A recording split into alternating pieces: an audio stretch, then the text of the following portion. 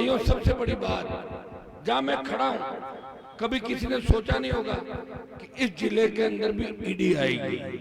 और मैं अगर जातिवादी हूं तो मेरे 3 में से 2 विधायक शेड्यूल कास्ट के नहीं होते। पलसाना के अंदर कोई, मैं पहली बार नहीं आ रहा हूं।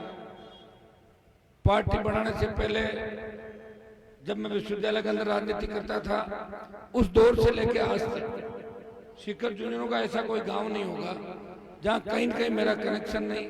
निश्चित रूप से मेरे साथ भी वो जमाने के अंदर हजारों शेखावाटी के किसान के बेटे पढ़ते थे और उनके संघर्ष के बदौलत हनुमान बेनीवाल 1998-97 के लास्ट दौर के अंदर राजस्थान विद्यालय का अध्यक्ष बना।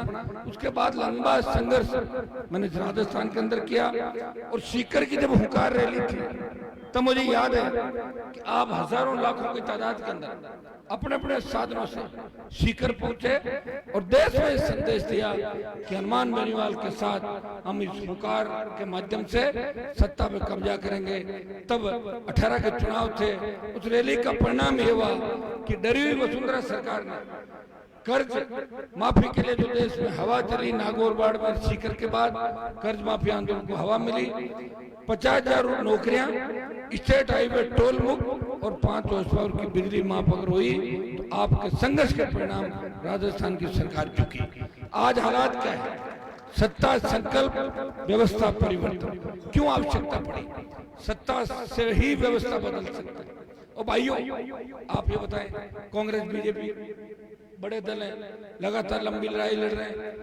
एक दिल्ली में ये बात चलती, लीग की घटनाएं हुई राजस्थान के अंदर, दोनों सरकारों में जिस तरह बजरी माफिया का आतंक रहा, दोनों सरकारों में जिस तरह भर्तियां रद्द हुई, आरपीएससी के चेयरमैन वसुंधरा की सरकार के समय जेल गए और इस बार भी आधा दर्जन लोग जेलों के अंदर है। और भाइयों, सबसे बड़ी बात, जहां मैं खड़ा हूं, कभी किसी ने सोचा नहीं होगा कि इस जिले के अंदर भी ईडी आएगी। ईडी आ गई। कनेक्शन कहां तक है? सारी बातें आप जानते हैं। पेपर लीक की घटनाओं से लेके जो बजरी का आतंक था, बजरी माफिया कांग्रेस और भारतीय जनता पार्टी को जेब में लेकर घूम रहा है और अगर उसके खिलाफ कोई बोले तो जातीय जेल खोलने के लिए तैयार रहता है राजस्थान के अंदर। लेकिन लड़ना होगा। कौन लड़ेगा? अब कोई लोक देवता का अवतार लेंगे नहीं आपके बीच, हम में से ही किसी को आगे आके लड़ना होगा। आपको पता है, लड़ने के लिए बहुत बड़ी ताकत चाहिए। मैं सीकर के नेताओं को आपको बता दूं, पहले कांग्रेस में राज किया, फिर भाजपा में घुस के मंत्री बन के राज किया, फिर कांग्रेस में आए, फिर भाजपा में आए। पाला बदली, दल बदली के अलावा कुछ नहीं किया शेखावाटी के अंदर। ये स्थिति मारवाड़ की थी, यही भरतपुर की थी और यही स्थिति तमाम राजस्थान की। हमारे नेताओं ने तो किसी दूसरे को आगे आने दिया और ने खुद सत्ता के शिखर पे पहुंचे। बेटा, पोता, बेटी, भांजा, बेटे की बहू, इसके अलावा पॉलिटिक्स में किसी को नहीं लाया। लोग मुझे भी कहते हैं कि आपने अपने भाई को विधायक बना दिया। इसलिए बना दिया कि क्योंसर की जनता चाहती थी कि हनुमान जी के घर के अलावा दूसरा कैंडिडेट होगा, हम कांग्रेस को वोट देंगे।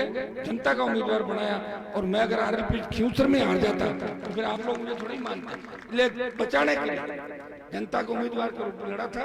वे आपकी सेवा कर आपके बीच 3 विधायक, जिसमें मैं इंदिरा बावरी आपके सामने आई मिनट तक, मेरे तीनों विधायक जब कांग्रेस बीजेपी हाथ मिला लेती आपस में, वो लड़ाई लड़ रहे हैं विधानसभा के अंदर। पेपर लीक की घटनाएं, रीट भर्ती को रद्द कराने की बात हो, बढ़ते अपराध, बलात्कार, बेरोजगारी, इसके खिलाफ कोई लड़ रहा है। वो आरएलपी पार्टी लड़ रही है। जब कांग्रेस बीजेपी एक हो जाती है तो आरएलपी आखिरी उम्मीद के रूप में राजस्थान के जवान और किसान की पार्टी। मैं आपको इतना ही विश्वास दिलाता कि मेरे पास तो सत्ता तैयारी थी। मैं तो 2003 में वसुंधरा के सीट देता, मंत्री बन जाता। 8, 13, 18 के अंदर पाड़ा बदल के मंत्री बन जाता। 19 में दिल्ली का मंत्री पर ठुकराया। जब देश के अंदर तीनों कृषि बिलों के खिलाफ आंदोलन चल रहा था, तब हरियाणा, यूपी, दिल्ली, पंजाब के नेताओं ने मेरे से बात की और ये कहा, हनुमान जी, आप अगर मोदी को छोड़ दो और NH8 दिल्ली गुजरात का जो जयपुर का कनेक्शन है, अगर आप इसको जाम कर दो और मोदी को छोड़ दो तो किसान आंदोलन को बहुत बड़ी ऊर्जा मिलेगी।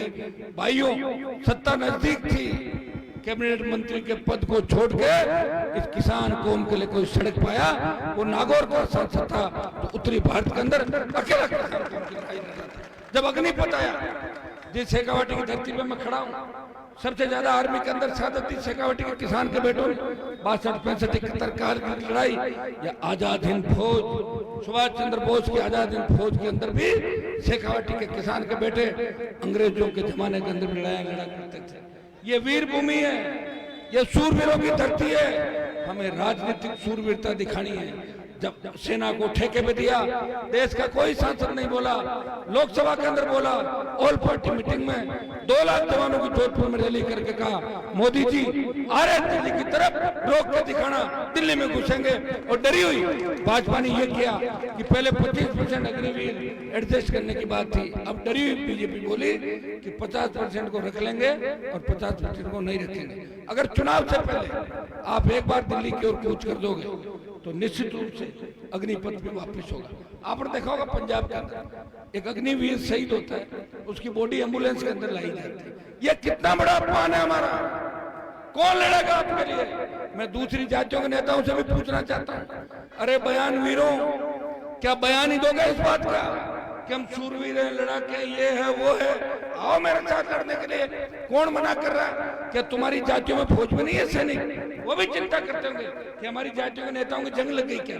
अकेला हनुमान बेनीवाल देश की आर्मी के पक्ष में सड़क से लेकर सदन तक लड़ाई लड़ रहा है। मेरे साथ दूसरे लोगों को आना चाहिए।